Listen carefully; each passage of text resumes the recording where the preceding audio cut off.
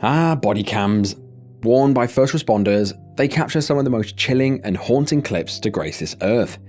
And in this video, backed by popular request, we're going to take a deep dive at 5 more shocking examples. From a traffic stop that took a terribly dark turn, to a case that's just so shocking that I almost didn't want to cover it. This week, as usual, we've got the lot.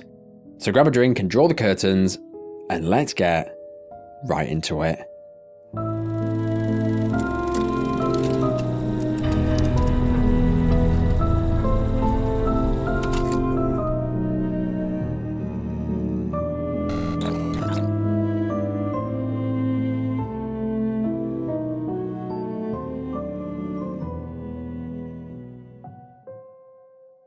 Bodycam footage really underscores the fact that life is unpredictable.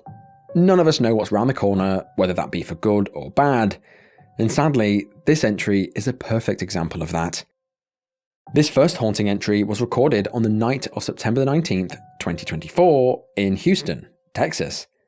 As night fell on the area and local residents retreated indoors, officers on duty continued their routine patrols, totally unaware of the disturbing tragedy that would soon unfold.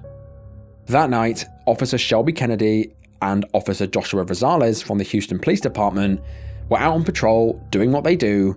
It was an ordinary day at work, and at around 9 PM, they arrested a suspect before placing him in the back of the car and made their way back to the station for processing. As Officer Shelby Kennedy drove back, she wasn't speeding, it wasn't an emergency, they were just driving along at what seemed like a normal speed. All captured on dashcam, you can see them driving down Antoine Drive. Then, just like they always do in these kind of videos, everything's all fine until suddenly it isn't.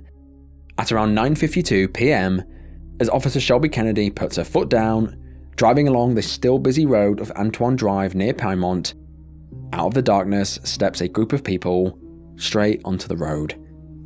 The group consisted of 41-year-old Desire Paul, her daughter, her son, and a family friend. They had just disembarked a metro bus on Antoine Drive and they were returning home. Now it's not confirmed, but while crossing the street, Desire looked to have dropped her bus pass and was possibly looking for it in the road, when out of the blue, the marked police car came barreling down the road towards them. Sadly, the driver of the vehicle, Officer Shelby Kennedy, just didn't see the group in the road for whatever reason. Instead, she continued driving northbound towards them and didn't alter her speed at all. Captured by the dashcam, the car races towards them and they freeze in panic, but as I say, the driver didn't see them at all, and within an instant, Desire was struck by the police car.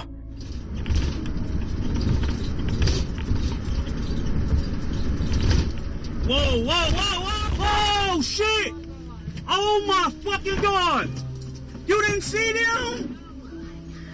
Oh my fucking God, Kennedy!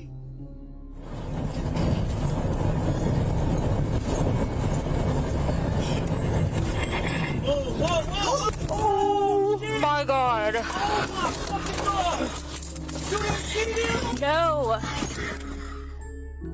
As she was struck, she fell to the ground and the police car pulled over and performed emergency assistance.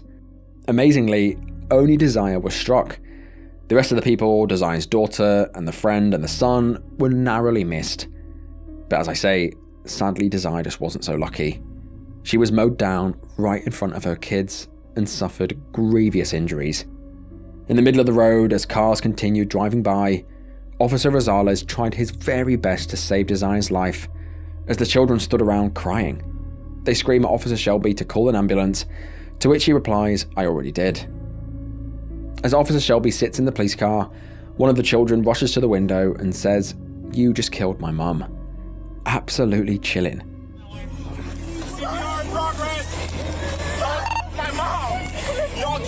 APR north of Piedmont. And we need a sergeant. CPR in progress.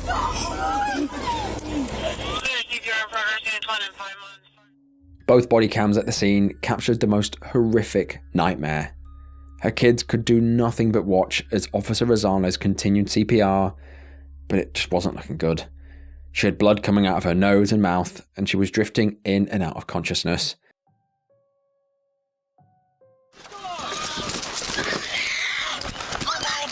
Watch out. Hey, can you breathe? Can you breathe? Hey, watch out, watch out, watch out. Watch out. Sir. Get call the ambulance right now. They're already on the way. Oh my God. What are you waiting for? CPR in progress. My mom.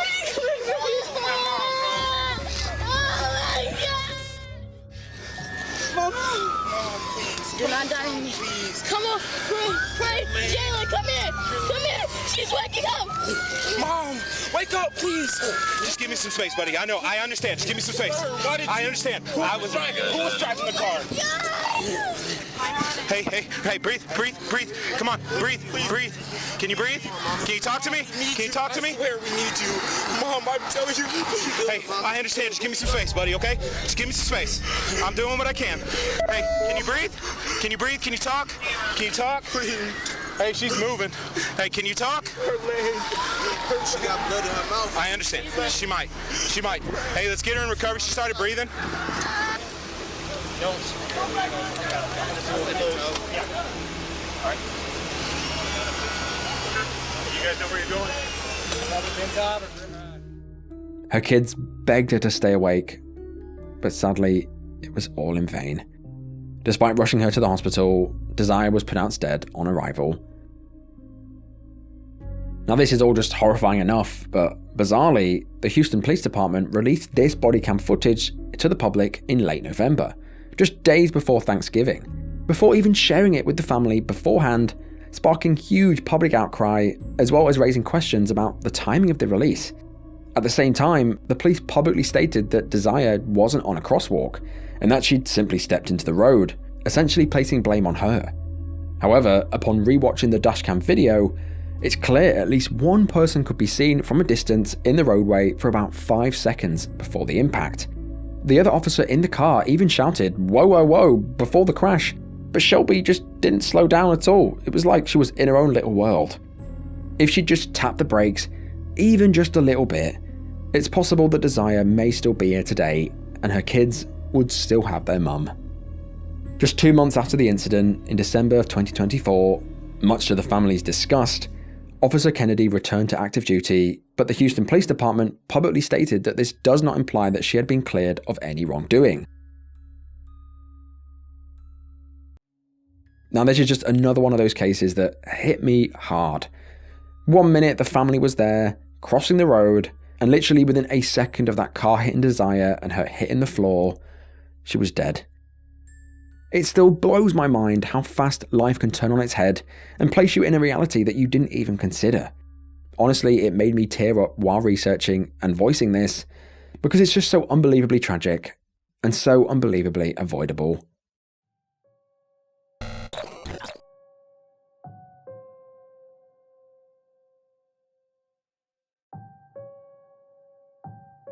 Now, this next shocking body cam clip was recorded on the night of May the 20th, 2023 in Payson, Arizona.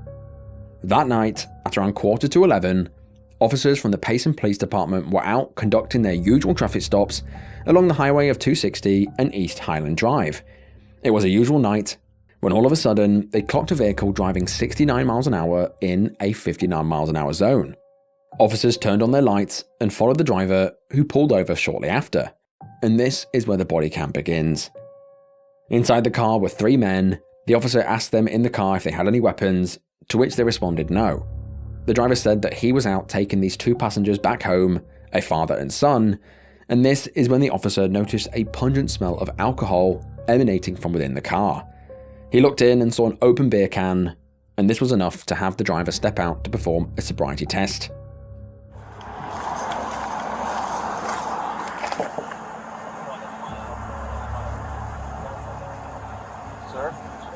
Hey, Officer Crown Base Policeman, I'm stopping for 70 and a 55. Do you have a driver's license, registration, insurance card with you?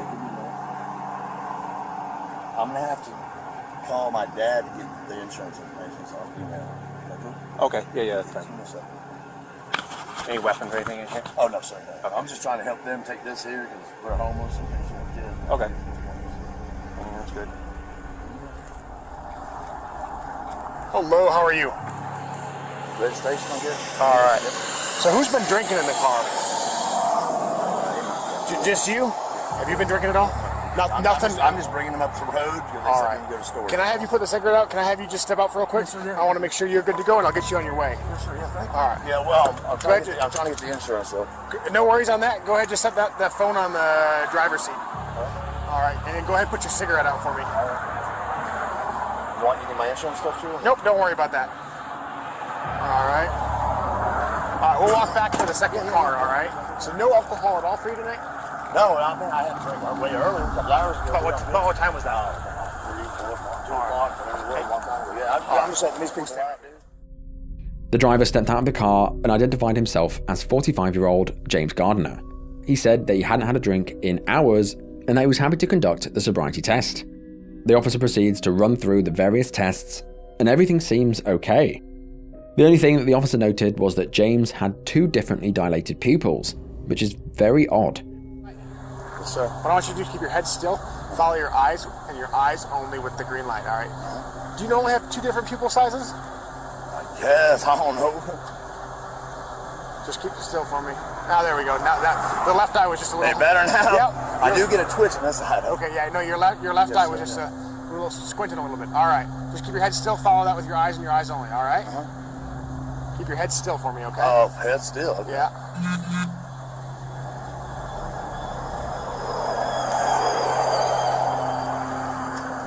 Keep your head still, keep your body still, right?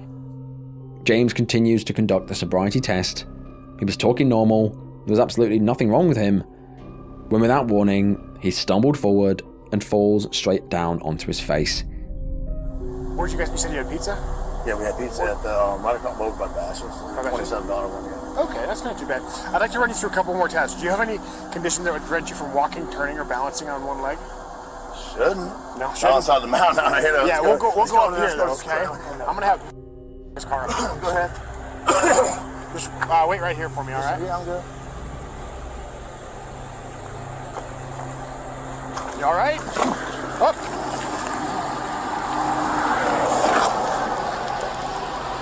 Go ahead, roll medical. It's like passed out. Hey, buddy. Hey, buddy. Turn over.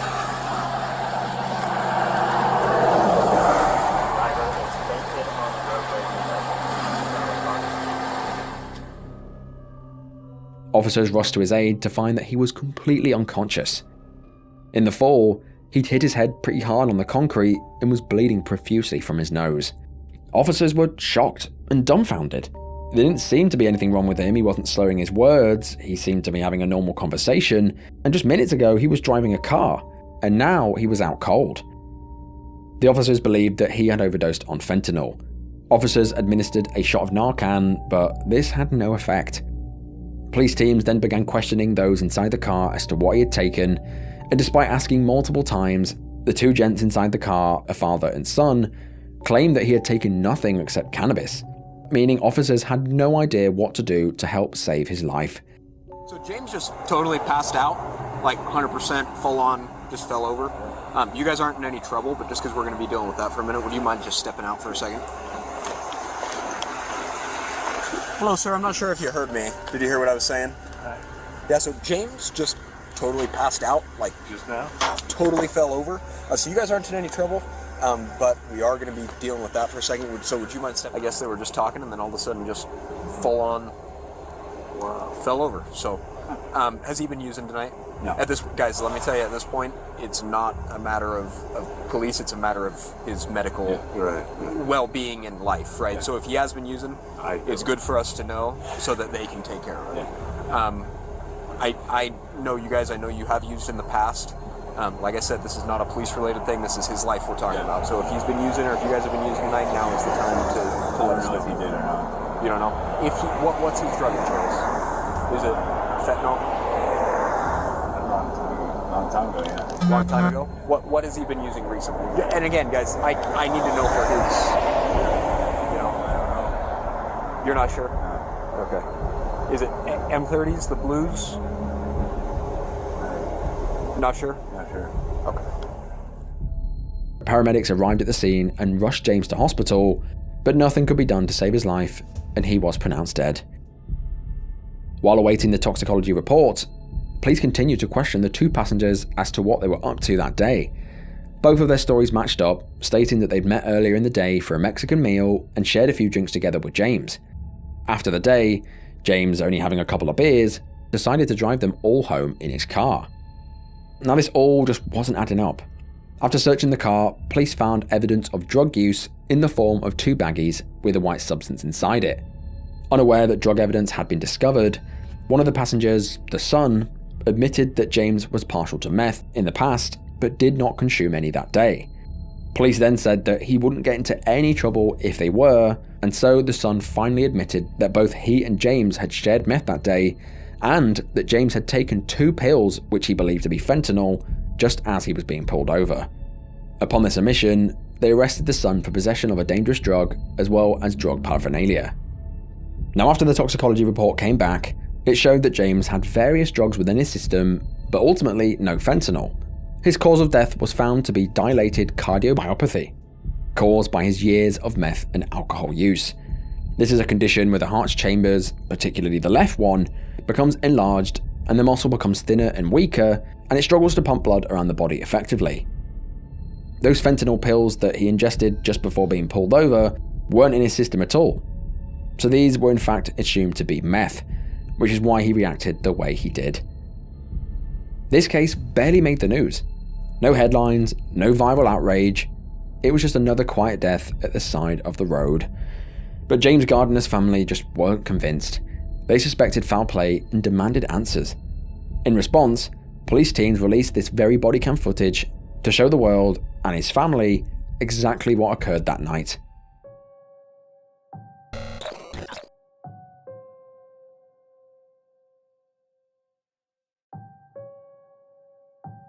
This next bodycam was recorded on November the 24th, 2017 in Burnham-on-Sea, Somerset. That morning, as the town began to hum to life, shortly after 7 AM, Avon and Somerset police received a call from 43-year-old Owen Pello, stating that his girlfriend, 36-year-old mother of 3, Lisa Marie Thornton, had committed suicide. Now there wasn't many details given, but after providing his address, police arrived within minutes. Now this is where the short but bizarre bodycam begins. It shows the police approaching the property, unaware of what horror had unfolded inside. The door is answered by a man, and police quickly identify him as the individual who had made the call. You Owen? I am Owen. There is... yeah. Right, step out. I don't want to... You have to a minute. Come out. Would you... No, Yeah, do you come mind out. I have... Please Yeah, don't... come out. I want you to come out. Can you... Yeah, come out. Before restraining me... I'm not going to restrain you, just come out a minute. Alright? Just stand here a minute. Right, what's happened? She's done herself then. Right. She tried killing herself 3, 5, Where is she at the 9, minute? I had to put her in my bed. You had to what? Put her on the bed? She's my love. Okay, put the phone down. At the moment, I don't know what's happened. Alright, so I'm arresting you on suspicion Oh, of please. murder. Alright? What? There you go in. Give us your hand. Give us your hand. I was supposed to be going to... Don't drop your phone. I'm not gonna. I was supposed to be going to go and get some baccy because you guys were coming over. Have you finished with your call to the police? Apparently now he's like messing me about. I'm sorry, the police service has cleared the line. Do you need to go back through to the police? No, you can put the phone down. The police are here. Alright, thank you very much. Next to the car. Oh. I must caution you, you don't have to say anything, but in harm of defence, not mentioning questions, something which you may later rely on in court, and introduce some evidence evidence. The police ask where she was, referring to Lisa Marie, and Owen replies to the police in a slurred and unfocused manner, replying in half sentences, eventually blurting out that she'd done herself in. At this point, officers placed Owen under arrest for murder, to which he replies, "I was just off to get some baccy," meaning tobacco. Officers and paramedics entered the property and into the bedroom, where here they found Lisa laid on the bed, riddled with knife wounds. Blood was strewn all across the bedroom and all over the floor, showing a struggle. Paramedics attempted first aid, but it was useless. Lisa Marie was pronounced dead at the scene. Owen was brought into questioning while police teams cleared up the house, and all throughout questioning, he maintained his story that he was innocent and that Lisa had inflicted these injuries on herself. However, forensic experts quickly discovered that the nature and the number of wounds were inconsistent with self-infliction. A post-mortem examination revealed that she had been stabbed 39 times, mostly in the neck and chest. These injuries she could not have inflicted on herself. I guess you're all wondering why. Why would someone do such a horrible thing? Well, Owen never gave a clear or truthful explanation as to why he had murdered Lisa Marie, but evidence and court proceedings point to rage and control issues, possibly triggered by the relationship breaking down between him and Lisa. Lisa Marie had been trying to distance herself from Pello. Reports suggested that the relationship was very strained and that she may have been preparing to leave him. So Owen thought, if I can't have her, nobody can. And he stole her life in cold blood and ruined his own in the process. Why he was acting so out of whack on the body cam has been attributed to him pretending to be mentally incapacitated, or potentially trying to look in shock and therefore innocent to the police. Ultimately, the tragic murder of Lisa Marie was classified as a case of domestic homicide. Owen appeared in court in May of 2018. During his trial, he again stuck to his story, claiming that he was innocent and that Lisa Marie had done this to herself. This was further refuted in court, stating that some of the wounds were so deep and so forceful that they were consistent with a frenzied and angry attack. It was impossible for them to be self-inflicted, and it was obvious that he had done it. During sentencing, victim impact statements were read from Lisa Marie's family. Her daughters expressed the profound grief, stating that they were heartbroken their mother was gone and that their future would never be the same. Ultimately, the jury found Owen guilty for murder, and he was sentenced to jail for life with a minimum term of 17 years. Thankfully, he'll rot in prison, but unfortunately, in 17 years he will be set free. A man who murdered a woman in cold blood in her own home, set free on the street. Surely that just isn't right.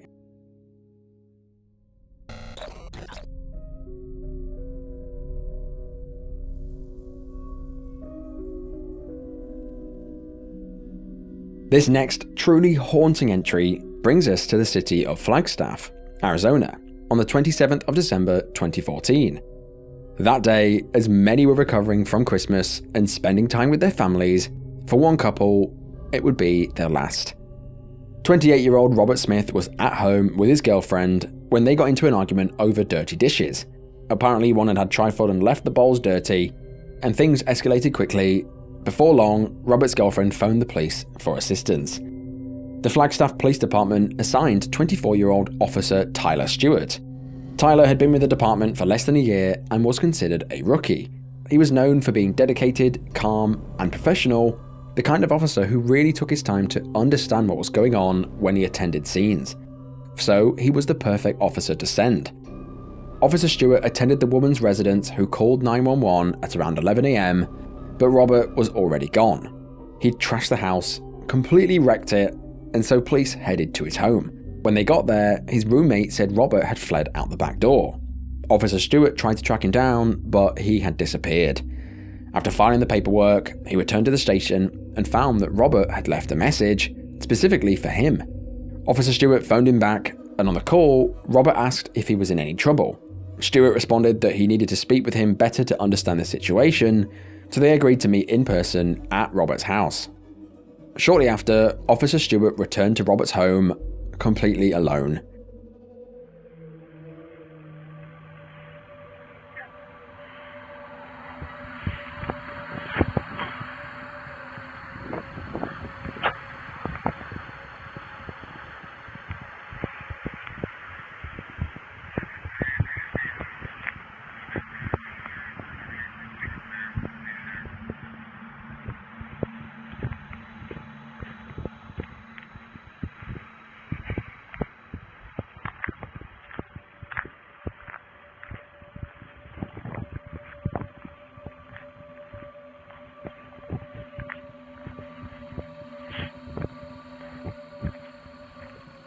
Bravo 11. I'll be making a quick stop at Clay Ave.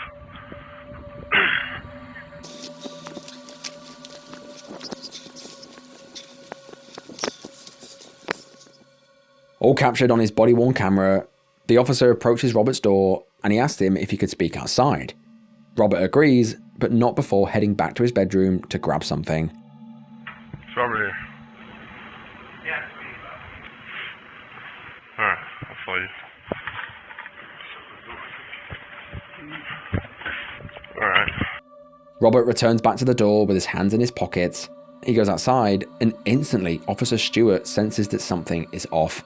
He asks Robert, "You don't have any weapons in your pockets or anything like that?" And Robert replied, "No, I'm just cold." Alright.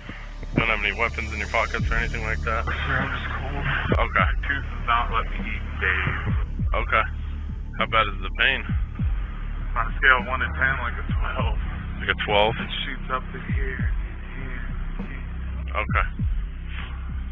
Okay. So, I was in the area. Got some other calls coming in, but I thought I'd swing by. Yeah. The other stuff in the apartment, she's showing me like a little bookshelf. The polish, you didn't state how the polish got that way. She said the pumpkin got knocked over, or the handle got ripped off, or whatever, the stem. Oh, the pumpkin. The pair talk briefly about the damage done to his girlfriend's property, but it's clear that Robert is hiding something. Stewart asks if he could pat him down for weapons, and Robert then gets defensive, saying that it's just his smokes in his pocket. Not believing this, Officer Stewart attempted to reach into his pocket, and then, in a blink of an eye, Robert pulled out a .22 caliber revolver. Before there was any time to react, Robert pulled the trigger and fired 6 shots, 5 of them hitting Stewart, 4 in the head, and 1 in the lower back. Seconds after this, Robert grabbed the nearby service weapon and turned it on himself. In the struggle, Officer Stewart's emergency button was triggered, alerting nearby officers that something was terribly wrong, but by the time they arrived, Robert was dead, and Officer Stewart was critically injured. He was rushed to Flagstaff Medical Center, but his injuries were devastating. He just couldn't survive, and he died later that day. Updating our breaking news now, a Flagstaff police officer has died after he was shot in the line of duty. Officer Tyler Stewart was killed this afternoon by a gunman who ambushed him outside a home. You see him right there on your screen. He was a rookie officer, just 24 years old, brand new to the force and law enforcement. Smith opened fire, shooting multiple times and hitting Officer Stewart in the face. Then Smith turned the gun on himself. That's according to Flagstaff police. Neighbors were stunned to hear about the violence in a community that is normally very quiet. News of his death hit international headlines. People were saddened about hearing the death of a young, aspiring officer who was ambushed and murdered in cold blood during what should have been a routine follow-up. There was no warning, no time to react. His life was snatched away in a blink of an eye. This body cam just goes to show that anything can change in an instant. Obviously, I'm not saying that something like this is going to happen to you, but it is a harsh reminder that life is fragile. Officer Stewart never made it back to his family that day. He never got to spend the holidays with his loved ones. A complete and utter tragedy. Tonight, we say goodbye to a Flagstaff officer killed in the line of duty. Officer Tyler Stewart was shot and killed last week after responding to a domestic abuse call. Police officers from law enforcement agencies across Arizona and the West Coast took part in the procession today for Officer Stewart. People also lined up on the sides of the road to show their support. Over 1,000 people packed inside the church today for his funeral service.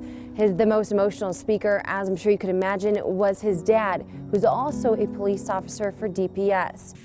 Thank you for loving my son. I'll say goodbye to you now, Tyler.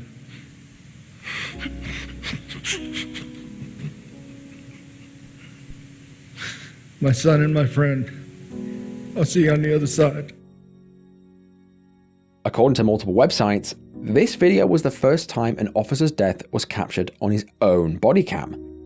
The clip and the moments leading up to it have since been watched hundreds of thousands, if not millions of times on YouTube.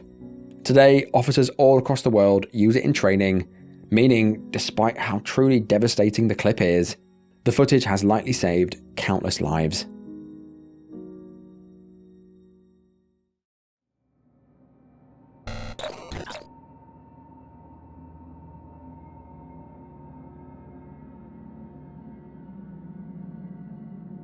Now this next entry is particularly horrifying in nature, so viewer discretion is advised. This entry begins in Killamarsh, a small village near Sheffield, in England, on the morning of the 19th of September 2021. That cold September morning, Derbyshire police received a haunting phone call by a man who said that he had murdered 4 people, saying that he needed ambulances and police as soon as possible. Basically, I need the police and the ambulance and that because I've killed 4 people. Okay, just hold the line. Bear with me. Now, of course, a phone call like this was high priority for the police, so they rushed to the address. Police arrived at the property at 7:39 AM to find a man standing outside in a large coat. I don't know what happened. Alright, come to me. Mate, have you got anything on you that you shouldn't have? No, there's no weapons or nothing. Right. Do you just want to undo your coat? Have you armed yourself? Yeah. You have? Have you stabbed yourself, mate? I can see blood on your hands. Yeah. Anywhere else? Just my chest, 4 inches in with a bread knife. Can we have a look? Yeah, and one on the stomach. I bled quite. Right, do you want to take quite a lot. Yes. Can we go down No, just stay there. I just don't want to be in front of her. Alright, just around the corner. Upon identifying himself, this was the man who phoned the police. This was 31-year-old Damien Bendel. He said he'd hurt himself with a bread knife. Damien told the officers that he knew he would be going back to prison again, and when the officers asked what he had done, he calmly responded with, "I've murdered 4 people." I just don't want to be in front of her. Alright, just around the corner. Alright, stand here. Stay here.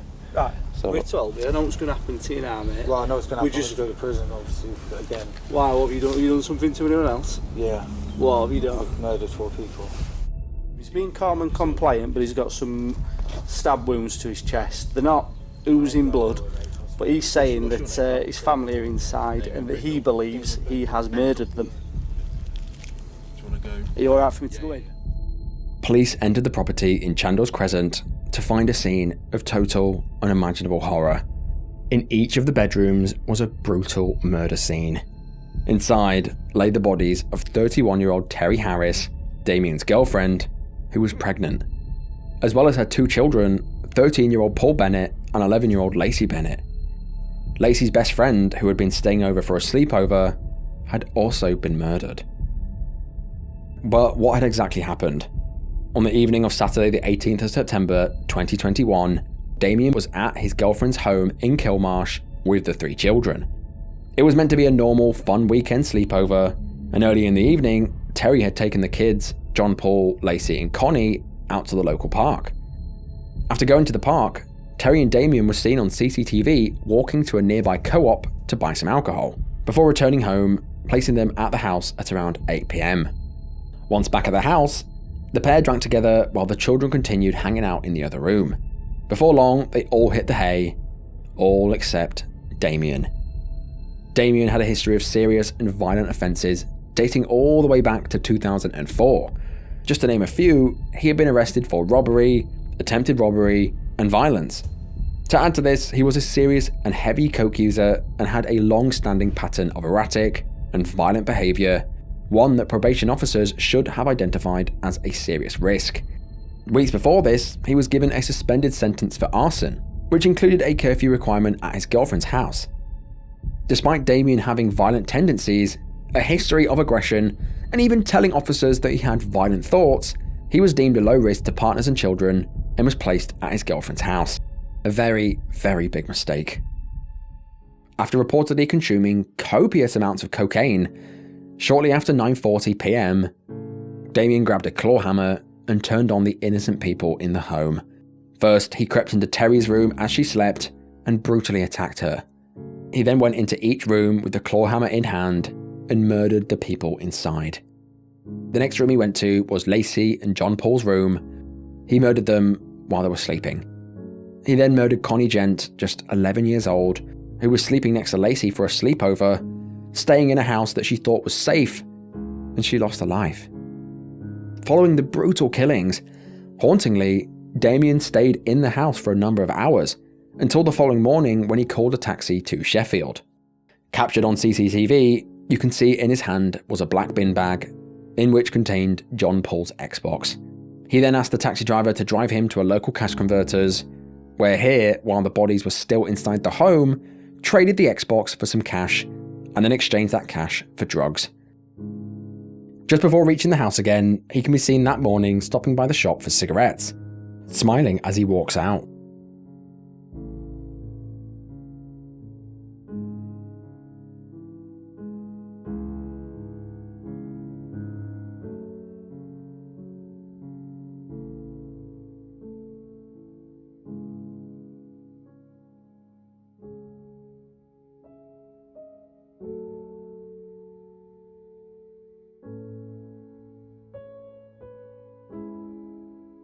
After that, he returned home and then called the police. Absolutely shocking that he murdered a child and then took his possessions and sold them for drugs.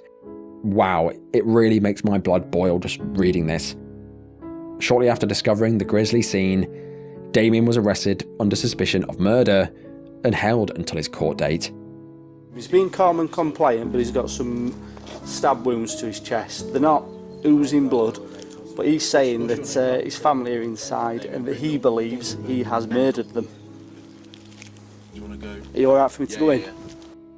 Damien, at 07:47 hours, I'm arresting you on suspicion of murder. You don't have to say anything, but it may harm your defence.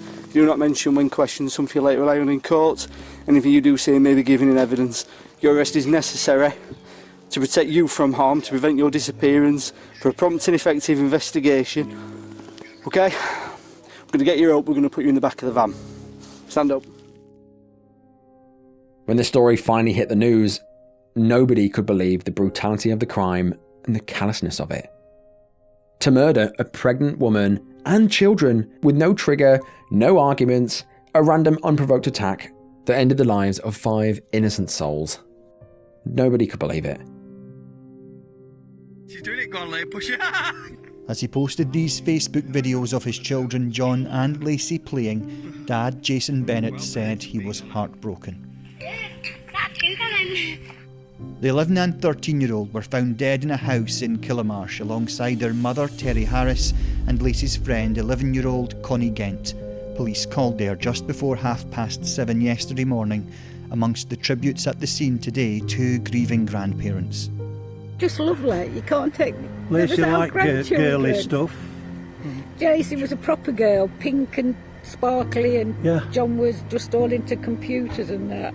They're the most well-mannered children you'd ever meet. Yeah. As kids nowadays, they were well-mannered. They always remembered the manners. They always please and thank you. Police have arrested a 31-year-old man who's in custody on suspicion of murder. This has been an understandably shocking event that has deeply affected the local community here in Killamarsh, as well as Connie's family and friends in Sheffield, and our thoughts are also with them. I would also like to state my thanks to those officers who arrived at the scene with such speed. As he tried to process this situation, Jason Bennett wrote online that his heart was broken into a million pieces and that life will never be the same again. The following day, on the 20th of September, over 300 people from the local community gathered together for a candlelit vigil in Killamarsh to honour the victims. Family members, friends and local residents attended the vigil, leaving floral tributes and messages of condolences outside the home where the tragedy occurred. The atmosphere was one of deep sorrow, with many people visibly emotional as they paid their respects. Everyone was eager for the man responsible to be held fully accountable. And some of you know the family, some of you know the children, some of you may have never seen them before, but you're all here to show your respect. And on behalf of the family, I just say thank you. And as we go forward, although we may be going forward today under a cloud, may we go forward looking for the sunshine.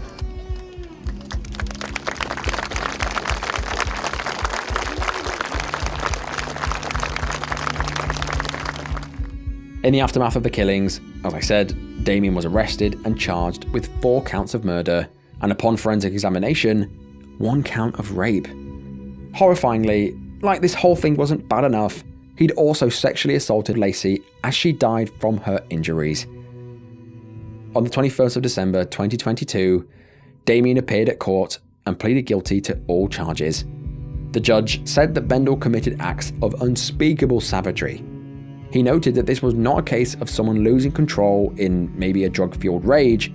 It was far, far darker, involving sexual violence, cruelty, and cold-blooded murder.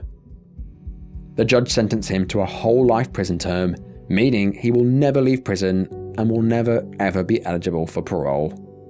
Family members sobbed in court as Damien sat there expressionless, showing zero remorse for what horrors he had done. Now, because Damien was on probation at the time of the murders, the probation services launched a serious further offences review into how the National Probation Service had handled the case. Both the review and a separate coroner's report raised serious concerns, including the failure to carry out proper child safeguarding, as well as domestic abuse checks. At the inquests held at Chesterfield's Coroner's Court, the probation service accepted 51 separate failings and then accepted a catalogue of missed opportunities and the lack of scrutiny regarding Damien's supervision going back several years. These included misclassifying him as a low risk, despite a history of serious and violent offences, inadequate safeguarding checks, and assigning his case to inexperienced staff. Despite previous convictions for violent crime and allegations of domestic abuse made by a former partner, he murdered all three, as well as 11-year-old Connie Gent, who was having a sleepover at the house. The probation service allowed Bendel to give this address to the courts as the place where he would serve out his 5-month curfew without first speaking to Terry Harris, without visiting the property, and without carrying out any domestic abuse inquiries. The review highlighted the fact that Bendel had previously served 3 prison sentences between 2011 and 2019, 2 for violent robbery, 1 for assaulting a prison officer. It says that Bendel was incorrectly assessed as posing a medium risk to the public and a low risk to partners and to children. In reality, it says he should have been assessed as being of high risk of serious harm. Pre-sentence reports for his arson conviction also failed to include safeguarding or domestic abuse checks. The failings essentially meant that the judge who gave Bendel the suspended sentence, which allowed him to commit the murders, did not have the full facts about the risk he posed. In response, the probation service undertook several reforms in the hope that this horrific case never repeats itself again. These included the mandatory implementation of domestic abuse history checks before assigning offenders to live with families, as well as increased recruitment of experienced staff and the creation of new risk assessment models for known violent offenders. On the 21st of July 2023, the properties where these murders took place were demolished on the orders of North East Derbyshire District Council. While the home in which these horrific crimes took place is now gone, the imprint of what occurred there still remains, and will do so for the foreseeable future. The haunting body cam of Damien calmly saying what he'd done, now knowing what horrors he had committed just hours previously, makes your skin turn cold.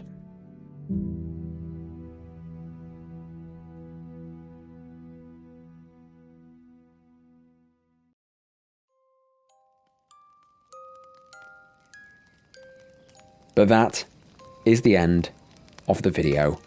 May everyone featured rest in peace. Now, to me, bodycam clips are some of the most horrifying that you can watch. They always make my hair stand on end.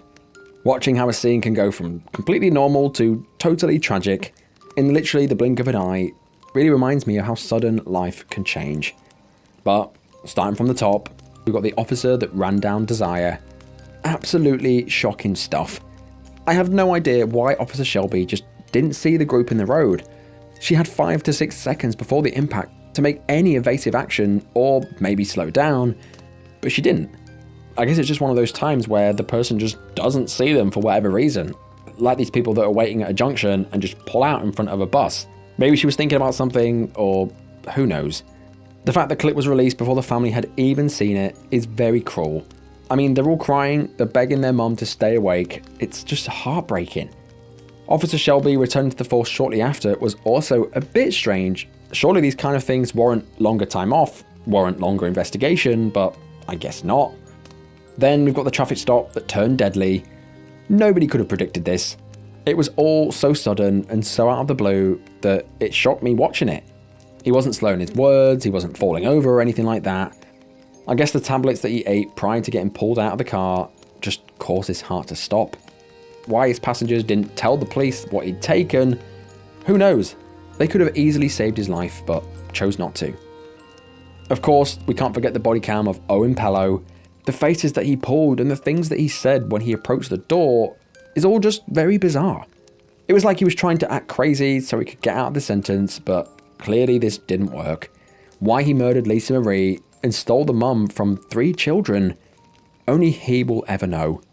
I was quite shocked at the fact that he is liable to be released in 17 years. I can't imagine walking down the street knowing that people like Owen walk among us. If someone is capable of committing such disgusting and unforgivable acts such as murder, then in my opinion they should be locked up forever, or worse. Next up, we've got the shooting of Officer Stewart. This one hit me hard. He was younger than me and he lost his life just doing his job. It's quite surprising watching the body cam back that he didn't suspect anything horrible was coming. He'd been lured to the house on his own. The suspect had his hands in his pockets and was kind of being offish with him. It was all leading to this. Of course, hindsight is 20/20, but there was many warning signs. Then we've got the quadruple murder. This case is so horrific that I really didn't want to mention his name again, so I won't. Instead, I'll mention the lives that he stole. Terry Harris, John Paul Bennett, Lacey Bennett, and Connie Gent. These are the names that we should be remembering. They had their whole lives ahead of them. They could have gone on to do anything, but now they'll forever be children. Their lives were snatched away by someone who shouldn't have even been near them in the first place.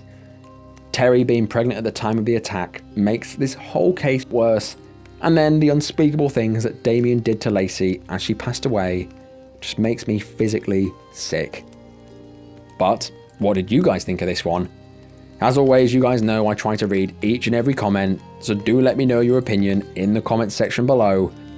But yeah, this video was crazy. Hopefully this bodycam series becomes a regular occurrence, because I'm always shocked at the stuff that I find. But just before I go, if you want to see these videos uncut and uncensored and ad-free, go ahead and check out my Patreon, linked in the description below. And while you're down there, you may as well tap that subscribe button and that notification bell to be alerted at when I release content such as this. But I will see you guys in the next one. Bye bye.